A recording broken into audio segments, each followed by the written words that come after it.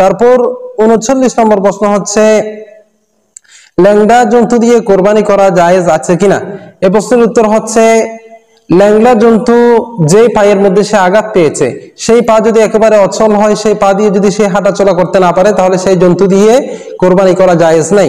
যদি এতটুকু ল্যাংড়া হয় যে সে যে পায়ের মধ্যে আঘাত পেয়েছে সেই পা মাটিতে একটু একটু রাখতে পারে এবং সেটা মাটিতে রেখে মাসবাহ তথা জবেহের স্থল পর্যন্ত যেতে পারে, তাহলে সেই পশু দিয়ে কোরবানি করা জায়েজ আছে। তারপর 44 নম্বর প্রশ্ন হচ্ছে জবাইকারীকে পারিশ্রমিক দেয়া জায়েজ আছে কিনা। এই প্রশ্নের উত্তর হচ্ছে জবাইকারীকে পারিশ্রমিক দেয়া নেয়া সবকিছু জায়েজ আছে, তবে জবাইকারীকে পারিশ্রমিক হিসেবে গোশত দেয়া যাবে না, তাকে পারিশ্রমিক হিসেবে নিজের পক্ষ থেকে টাকা দিতে হবে।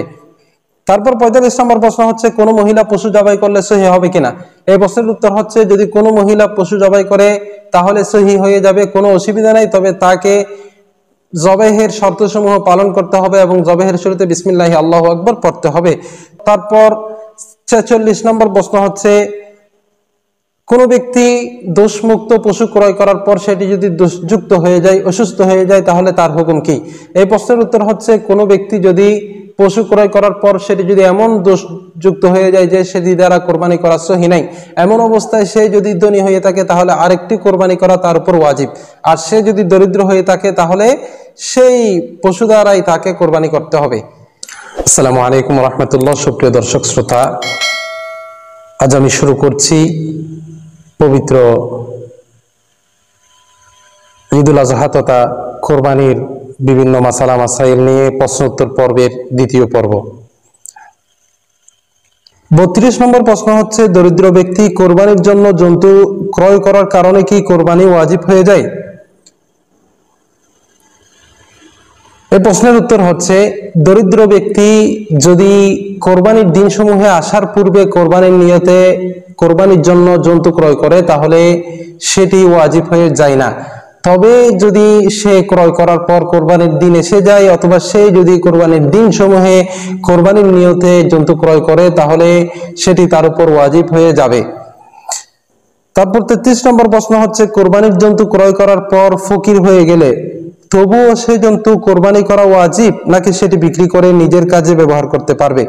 এই প্রশ্নের উত্তর হচ্ছে সেই যদি ধনী অবস্থায় কোরবানির দিন সমূহে আসার পূর্বে যদি পশু ক্রয় করে ফেলে, তারপর কোরবানির দিন আসার পূর্বে যদি সে দরিদ্র হয়ে যায় তাহলে সে চাইলে তার সেই জন্তু আবার বিক্রি করে দিয়ে তার কাজে লাগাতে পারবে, সেটি তার উপর ওয়াজিব হবে না। তবে হ্যাঁ, সে যদি কোরবানির দিন সমূহে ফকির অবস্থায় ক্রয় করে তাহলে সে সেই কোরবানির জন্তুকে বিক্রি করে তার কাজে লাগাতে পারবে না, তাকে সেই জন্তু দিয়ে কোরবানি করতেই হবে। তারপর 34 নম্বর প্রশ্ন হচ্ছে কোরবানির জন্তু ক্রয় করার পর অন্যজনকে শরীক করা যাবে কিনা।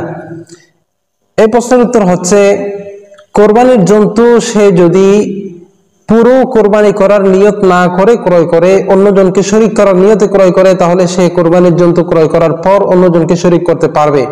তবে উত্তম হচ্ছে কোরবানির জন্তু ক্রয় করার পূর্বে শরীক করে নেয়া।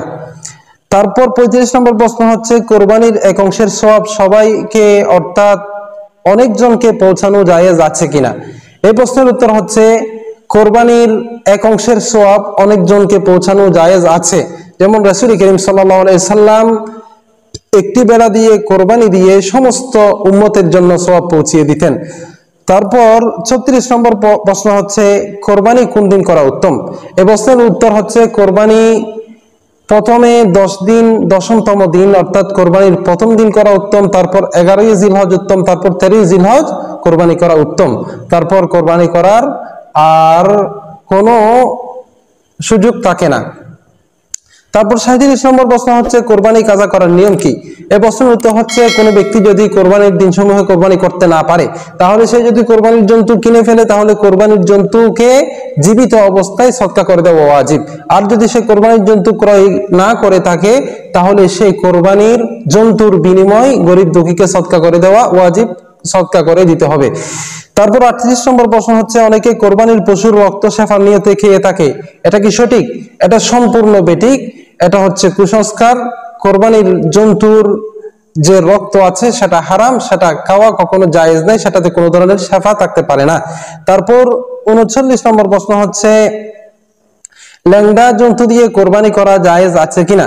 এই প্রশ্নের উত্তর হচ্ছে ল্যাংড়া জন্তু যে পায়ের মধ্যে সে আঘাত পেয়েছে সেই পা যদি একেবারে অচল হয়, সেই পা দিয়ে যদি সে হাঁটাচলা করতে না পারে, তাহলে সেই জন্তু দিয়ে কোরবানি করা জায়েজ নাই। যদি এতটুকু ল্যাংড়া হয় যে সে যে পায়ের মধ্যে আঘাত পেয়েছে সেই পা মাটিতে একটু একটু রাখতে পারে এবং সেটা মাটিতে রেখে মাজবাহ তথা জবেহের স্থল পর্যন্ত যেতে পারে, তাহলে সেই পশু দিয়ে কোরবানি করা জায়েজ আছে। তারপর 40 নম্বর প্রশ্ন হচ্ছে শিং ভাঙা বা শিং ছাড়া জন্তু দিয়ে কোরবানি করা জায়েজ আছে কিনা। এই প্রশ্নের উত্তর হচ্ছে যদি কোনো পশু এমন হয় যে তার জন্মগতভাবে শিং নেই, তাহলে সর্বসম্মতিক্রমে এই রকম জন্তু দিয়ে কোরবানি করা জায়েজ আছে। যদি জন্মের পর তার শিং যদি ভেঙে যায়, একদম গোড়া থেকে মগজ থেকে যদি ভেঙে যায়, তাহলে সেই জন্তু দিয়ে কোরবানি করা জায়েজ নাই। আর হ্যাঁ, যদি কিছু অংশ ভেঙে যায়, গোড়া থেকে না ভেঙে, তাহলে সেই জন্তু দিয়ে কোরবানি করা জায়েজ আছে। তারপর 41 নম্বর প্রশ্ন হচ্ছে কোরবানির জন্তুর বয়স কত হতে হবে।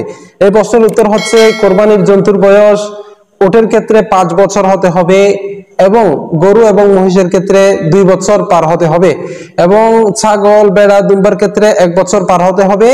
তবে দুম্বা এবং ভেড়ার ক্ষেত্রে যদি 6 মাস পার হয়ে সেটি যদি 1 বছরের আগেও 1 বছরই ছাগলের মতো লাগে, অর্থাৎ 1 বছরই দুব্বার মাঝে যদি একটি দুম্বাকে যদি ছেড়ে দেওয়া হয়, সেটি যদি 1 বছরের কম সেটা যদি বোঝা না যায়, তাহলে হৃষ্টপুষ্ট হওয়ার কারণে সেটা দিয়ে কোরবানি করা জায়েজ আছে। তারপর 42 নম্বর প্রশ্ন হচ্ছে রুগ্ন ও দুর্বল পশুর কোরবানি জায়েজ আছে কিনা। এই প্রশ্নের উত্তর হচ্ছে যদি সেটি এতটা দুর্বল ও রুগ্ন হয়ে থাকে যে সেটি কিছু খেতে পারে না এবং সেটি জবেহের স্থান পর্যন্ত নিজে হেঁটে যেতে পারে না, তাহলে সেটা দিয়ে কোরবানি করা জায়েজ নেই। 43 নম্বর প্রশ্ন হচ্ছে কান, লেজ কাটা পশু দিয়ে কোরবানি করা জায়েজ আছে কিনা। এই প্রশ্নের উত্তর হচ্ছে লেজ বা কান যদি অর্ধেকের চেয়ে বেশি কাটা হয়, অর্ধেক বা অর্ধেকের চেয়ে যদি বেশি কাটা হয়, তাহলে সেটি দিয়ে কোরবানি করা জায়েজ নেই।